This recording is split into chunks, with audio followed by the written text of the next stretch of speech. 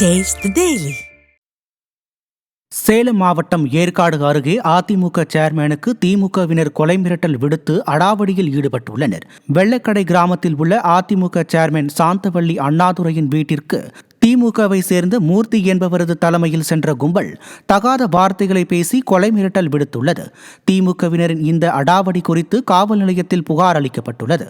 ஸ்டாலின் ஆட்சியில் திமுகவினர் தொடர்ந்து அட்டூழியத்தில் ஈடுபடுவதாகவும் மக்கள் பிரதிநிதிகளையே அச்சுறுத்துவதாகவும் பொதுமக்கள் வேதனை தெரிவிக்கின்றனர்.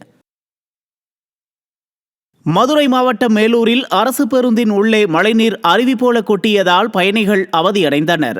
மேலூரில் இருந்து செக்கிப்பட்டிக்கு 50க்கும் மேற்பட்ட பயணிகளுடன் சென்ற அரசு பேருந்தின் மேற்கூரை பல இடங்களில் பெயர்ந்து காணப்பட்ட நிலையில் திடீரென பெய்த மழையின் காரணமாக பேருந்துக்குள் மழைநீர் அருவி போல கொட்டியது.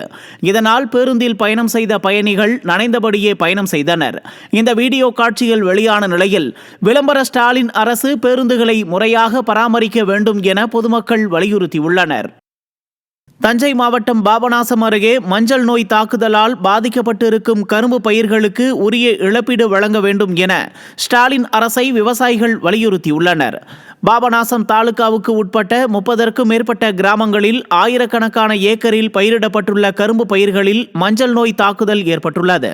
இந்த நோயானது வேகமாக பரவியதால் கரும்பின் வளர்ச்சி குன்றி காணப்படுகிறது. எனவே விளம்பர ஸ்டாலின் அரசு மற்றும் வேளாண் துறை அதிகாரிகள் மஞ்சள் நோய் பாதிக்கப்பட்ட கரும்பு வயல்களை பார்வையிட்டு உரிய இழப்பீடு வழங்க வேண்டும் என கரும்பு விவசாயிகள் வலியுறுத்தியுள்ளனர்.